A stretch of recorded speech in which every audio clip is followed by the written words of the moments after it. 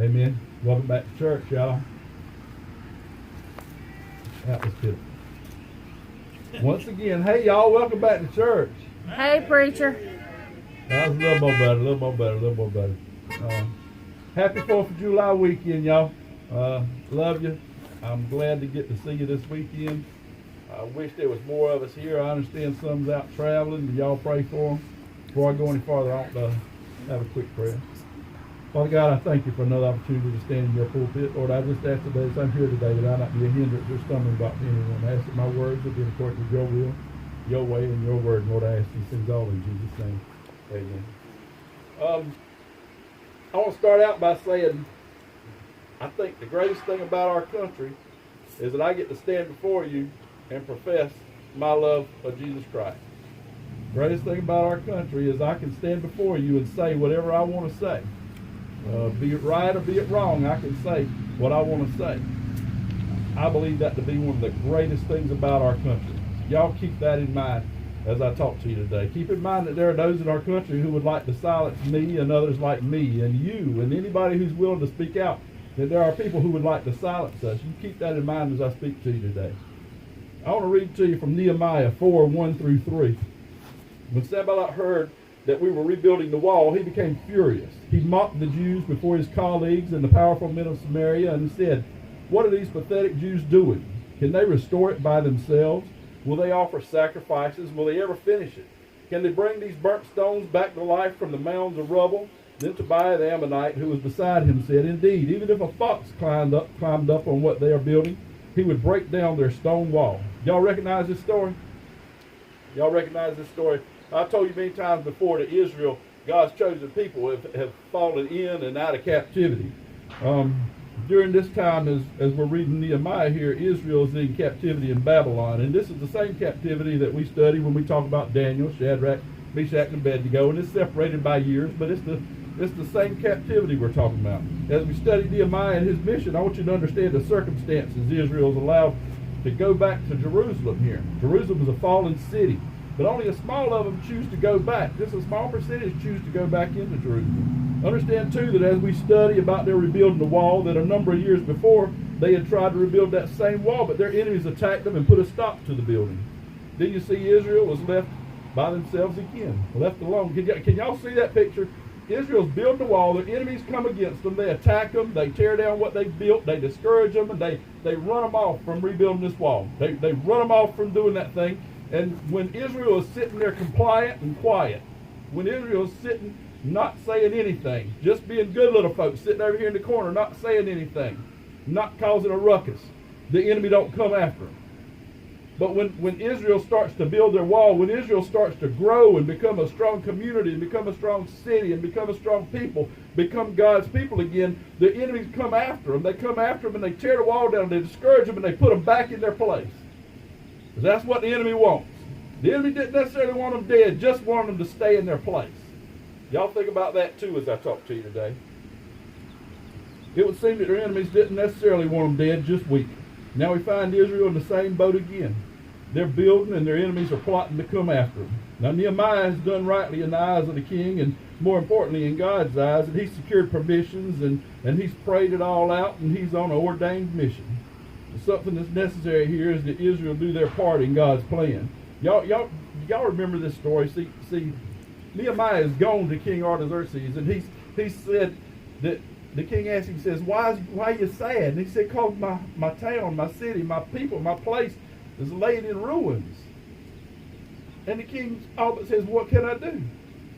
And Nehemiah tells him what he can do. He says, "Well, give me papers to this one and that one that'll allow me safe passage, and give me papers that'll let me cut trees down in your forest and build back my walls and build back my gates and give me these permissions so that I can go." And now understand, he's talking to Artaxerxes, who's the king of Babylon, the conquering people that's holding them down. But God has worked in the hearts of those people too that are against the Jews, that are holding the Jews in captivity. God's working in those people too, so that he is allowing Nehemiah to go back and rebuild his hometown, rebuild his city, rebuild his country.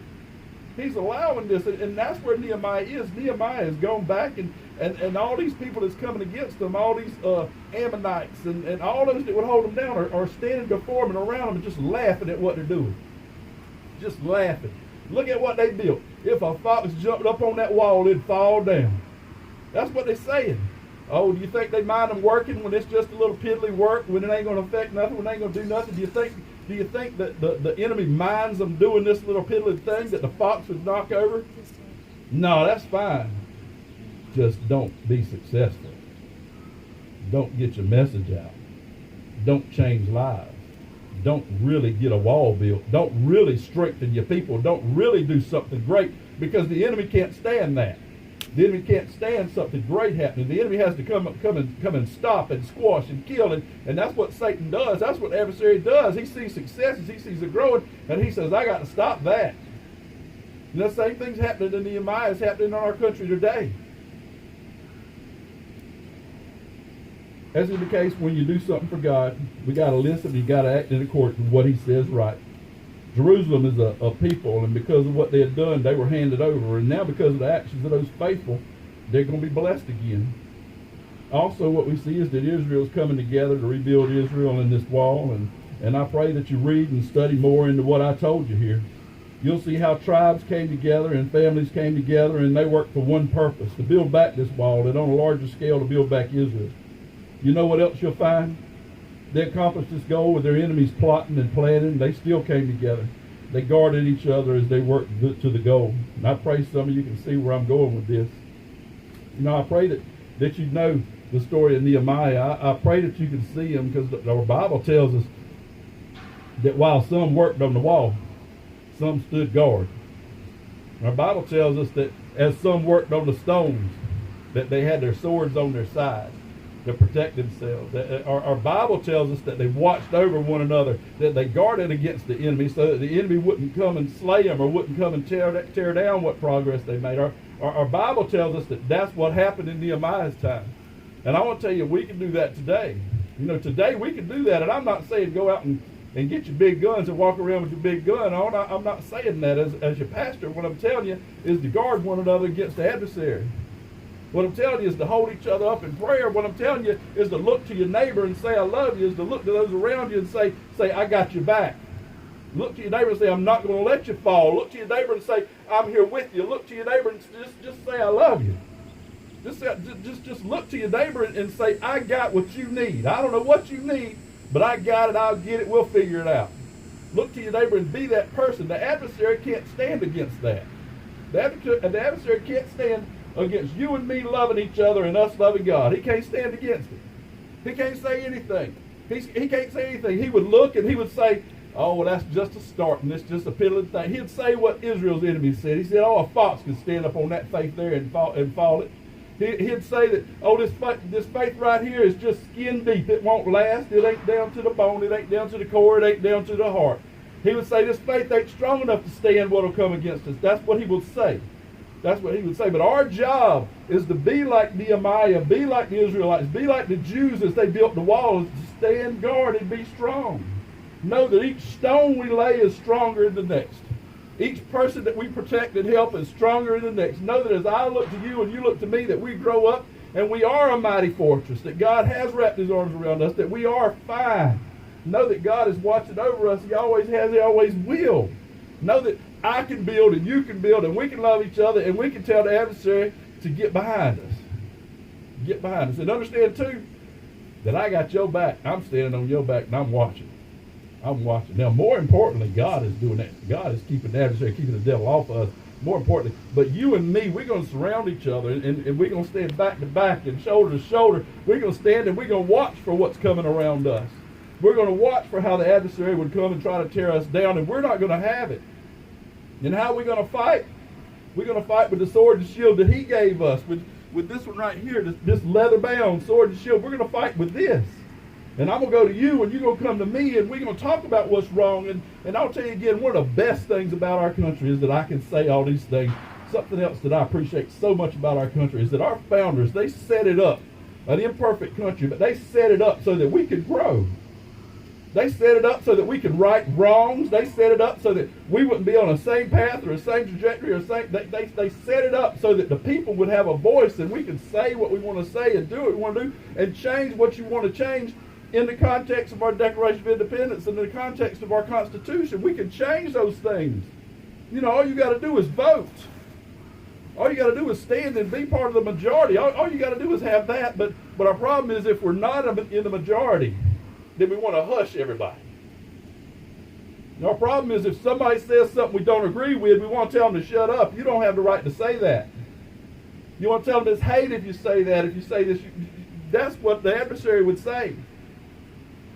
I've told you before, I would have to stand with Hitler and say, you have every right to say hateful things. You have every right to say hateful things, but I'm standing behind him waiting for my opportunity to speak next. I'm standing behind him waiting so that I can tell you what's right and what's true, because as he stands and espouses hate, and he stands and espouses division, and as he stands and espouses those things, I can come behind him and I can tell you what my God says. And my God says, I love you, you love me. Treat your neighbor like you want to be treated. That's real simple, ain't it? Oh, but if we hush Hitler, you hush me too. If you hush the one that speaks hate, you hush the one that speaks love too. You have to be approved. You have to have a man stand over and say what you can say and what you can't say. Well, I'm going to tell you, there will come a time when a man will say, I can't stand in this pulpit and preach a word from this Bible. There'll come a time where we're outlaws if we preach from this word, if we preach from this love that we know about, that we're outlaws. There'll be a time like that. But I want to tell you, I don't feel like an outlaw. No, I feel like I'm right in God's wheelhouse, right in the middle of what he says to do. I feel like I'm standing out here telling you to love somebody. That's all I'm telling you is to love somebody. How can that be wrong? How can it be wrong for me to tell you to treat your neighbor like you want to be treated and our world would be better? Tell me how that can be wrong.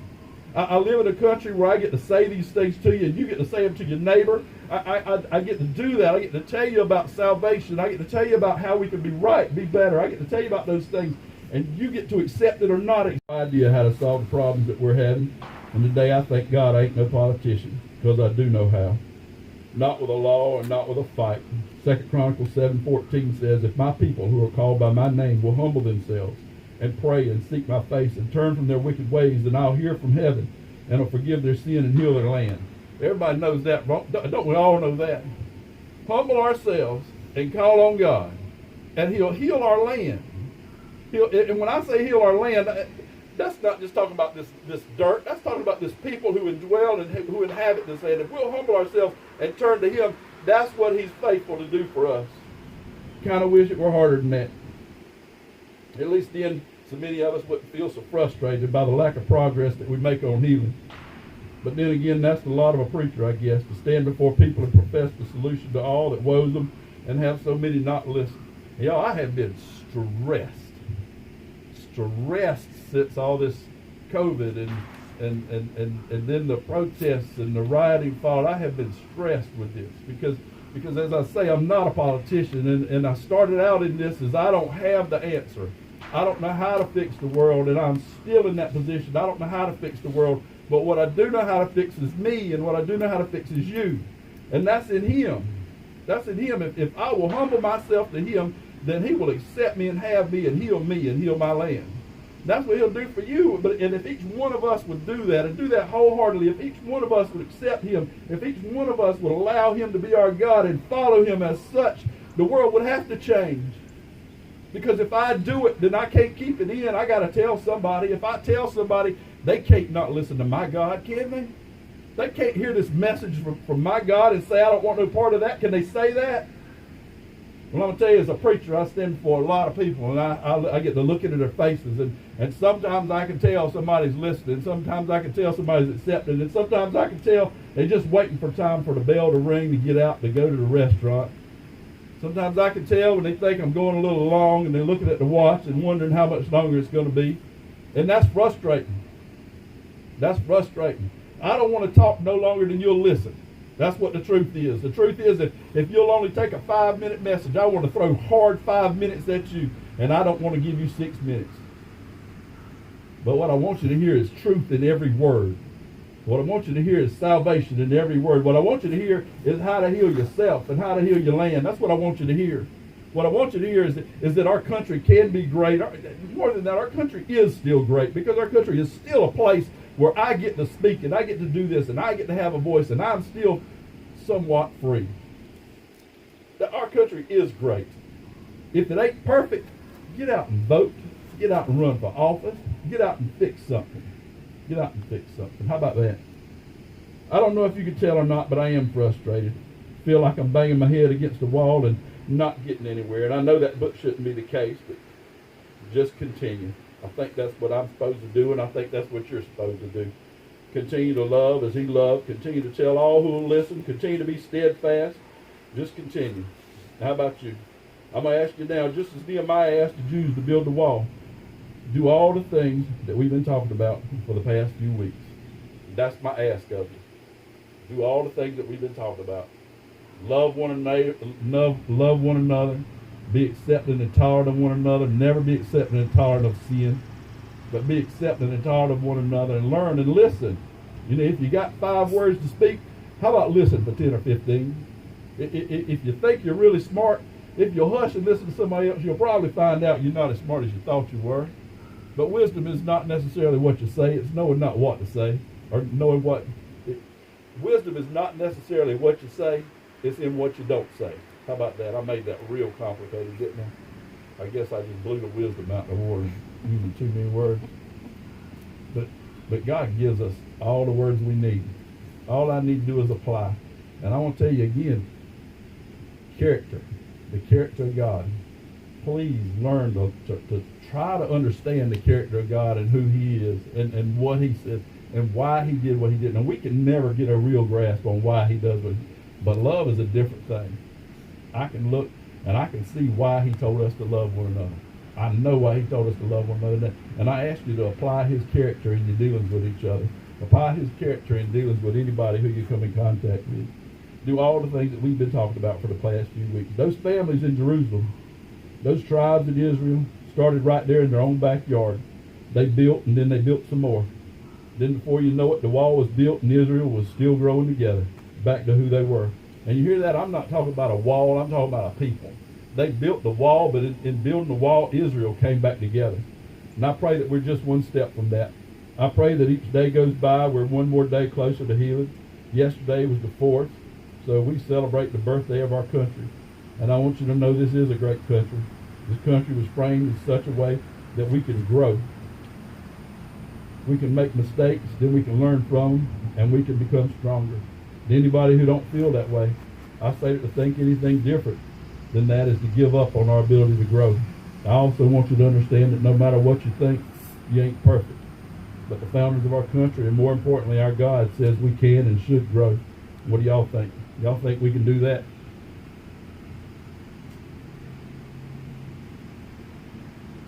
I want to just stop on that question. Do you think we can do that? Do you think we can grow? Because I'm going to tell you, it sounds simple, but it ain't. It sounds simple. As I ask you to grow and grow beyond what you are and who you are, as I ask you to do those things, I know that it's next to impossible for somebody. Y'all heard you can't teach an old dog new tricks? That ain't really true. That ain't really true. You can teach an old dog new tricks. The problem with old dogs don't want to listen. Old dog don't want to listen. So you and me, we get those things in our head and we decide, I done know all there is to know about this. I done made my decision on this. I done thought all the thoughts I intend to think about it. I ain't willing to listen or change. That's what we'll do. That's not who we are. Now, God always listens. God never changes. You understand that he never changes, that he knows what's coming next before we do, or he does. He knows what's coming next. And though we go to God and we ask him for something, that God will work for us and in us, but when he gives it to us, it's because it was in his will. It's because it was in his will that he brought us to a place where we could ask him for it. He brought us to a place where we could ask for what was righteous. He brings us to a place where when we pray a righteous prayer, and we say, God, forgive me, and he forgives us. And then we say, God, work in this. And God will say, I've been trying to get you there for a long time. I'm already working in that. But he brought us to the place. We didn't bring him to the place. He brought us to a place. Now, I pray that you're still growing, you're still learning. I pray that you're still looking. I pray that you're still willing to learn, and I pray that you're willing to look at your neighbor and love them no matter what other people say. We're governed too much by a group.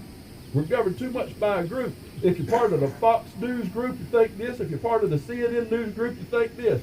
Well, I will tell you, one of them is just as far over here as the other one is over there. Where's the truth at? The truth is somewhere over here. Ain't nobody really saying what's happening. Everybody's giving us opinion. And we don't listen to anybody except the one who espouses the same opinion that we have. We don't listen to anybody except somebody who says what we already agree with. If that's the only person you're going to listen to, please don't go nowhere but the church. If that's what you're going to do, if you just go to listen to one person and not think for yourself, if you're not going to study for yourself and learn for yourself, please turn the news off. Please stop listening to community activists and organizers. Please stop listening to them because you're too smart for that. You're too smart for that. You're grown people. You're smart people. You look and you listen at what's happening and you form a decision. And when you form a decision, you use the character of God in forming your decision. You think about what God would approve of, what he would say is right and righteous. And always the bones of it. Love your neighbor as you love yourself. It'll take care of most everything that's wrong. I'm gonna close there. And I'm going to tell you, we're going to have a hymn of invitation, and that's going to be in the form of Alan coming for us to pray. We're going to have this, and I want to tell you that these steps are open and this grass is open, and you can bow your head in your cars and you can say, Father, forgive me. You can say, Father, change me. You can say all those things. I pray that you do. I pray that if you're not saved, today be the day that you would accept Christ as your Savior. I pray if you are saved, that today would be the day that you would double yourself. Just double down on your efforts. I pray that if you're struggling, today will be the day that you lay it down before God and you don't take it back. I pray that today would be the day you decide to love without condition. I pray that today will be the day that you decide to love your neighbor just as hard as you can. And y'all, I love me. If I can love y'all like I love me, you is well loved. I think that's probably the case for most of y'all. As we have this prayer, y'all, come and do your business with God, whatever it might be. Heavenly Father, again, we thank you for another chance to come together this morning, Lord. Thank you for the sunshine. Thank you for this beautiful day. Lord, I thank you for allowing us to live in the greatest country in the world, even with its faults. Having said that, God, I pray for a great revival. I pray that people turn back to you, people seek you in the masses, Lord. I just pray that they continue to just seek your will, and I ask these things in Jesus' name. And thank you, Lord, again, and as we go our separate ways, again, Lord, just thank you for putting us in the perfect place at the perfect time. And I know our world has its imperfections, but I know that your will is perfect. And I ask that in Jesus' name, amen. All right, y'all, we're going to have this services next Sunday at 9:30, just the same. We'll make a decision next Sunday if we're going to continue again. But next Sunday, 9:30 a.m., all right? Love you. I mean it. And I'll see you soon.